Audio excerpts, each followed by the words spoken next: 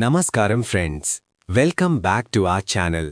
మన తెలుగు సినిమా చరిత్రలో ఎస్పి బాలసుబ్రహ్మణ్యం గారు అంటే కేవలం ఒక గాయకుడు మాత్రమే కాదు, ఆయన మన ఇంట్లో మనిషి, మన ఇమోషన్స్కి ఒక అడ్రస్.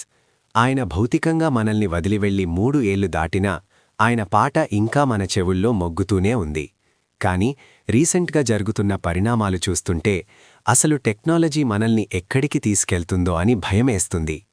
కీడా కోలా సినిమాలో ఒక పాట కోసం, ఇంకా ఏఆర్ రెహమాన్ గారి మ్యూజిక్లో లాల్ సలాం కోసం ఎస్పీబీ గారి వాయిస్ని ఆర్టిఫిషియల్ ఇంటెలిజెన్స్తో రీక్రియేట్ చేశారు. వినడానికి ఇది చాలా ఎగ్జైటింగ్గా ఉన్నా దీని వెనుక ఒక పెద్ద నల్ల సత్యం, ఇంకా లీగల్ యుద్ధం దాక్కొని ఉన్నాయి. ఈరోజు వీడియోలో అసలు ఏఐ వాయిస్ రీక్రియేషన్ అంటే ఏంటి, ఇది ఎంతవరకు కరెక్ట్ అనే విషయాలు క్లియర్గా మాట్లాడుకుందాం. మొదటిగా అసలు మ్యాటర్లోకి వెళ్దాం. రీసెంట్గా తరుణ్ భాస్కర్ కీడా కోలా సినిమాలో ఒక బిట్ కోసం ఎస్పీబీ గారి వాయిస్ని ఏఐతో జనరేట్ చేశారు. అది వినగానే థియేటర్లో చాలామంది ఫ్యాన్స్ ఎమోషనల్ అయ్యారు. కానీ వెంటనే కాంట్రవర్సీ స్టార్ట్ అయింది. అదే టైంలో ఏఆర్ రెహమాన్ గారు లాల్ సలాం సినిమాలో తిమిరి ఏతుడా అనే పాట కోసం బాంబా బాక్యా ఇంకా షాహుల్ హమీద్ ఈ ఇద్దరు చనిపోయిన సింగర్స్ వాయిసెస్ని ఏఐతో రీక్రియేట్ చేశారు.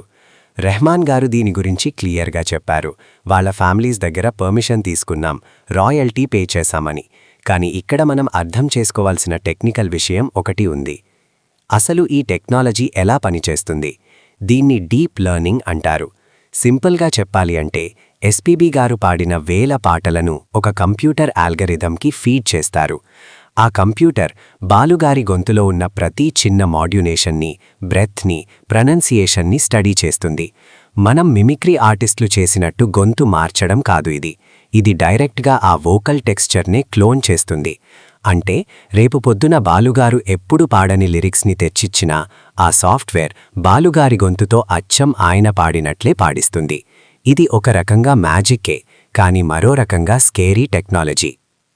ఇక్కడే అసలు సమస్య స్టార్ట్ అవుతుంది, ఎథిక్స్ మరియు కాపీరైట్.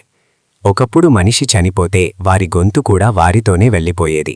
కానీ ఇప్పుడు టెక్నాలజీ పుణ్యమాని మనిషి లేకపోయినా గొంతు ఉండిపోతుంది. దీనివల్ల ఎస్పీబీ గారి ఫ్యామిలీ, ముఖ్యంగా ఎస్పీ చరణ్ గారు చాలా అప్సెట్ అయ్యారు.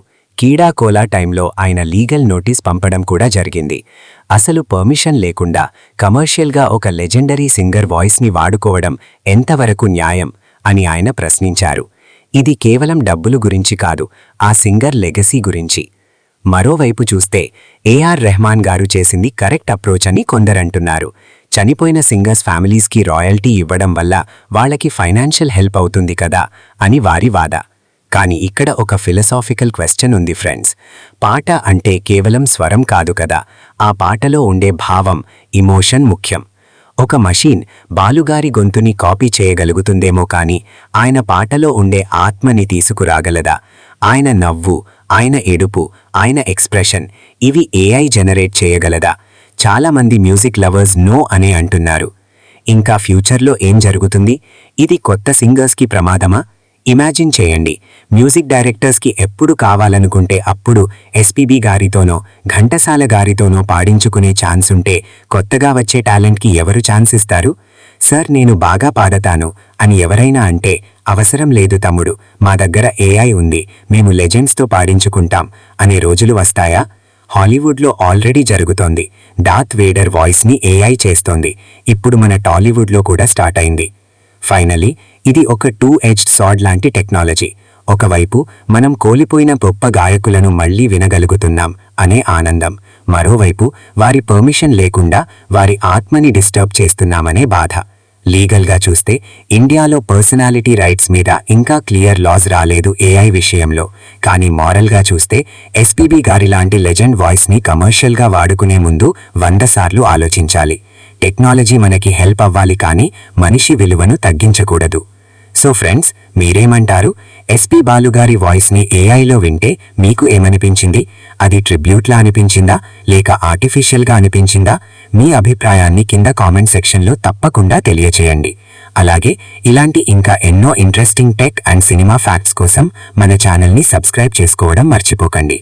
Signing off, me your name.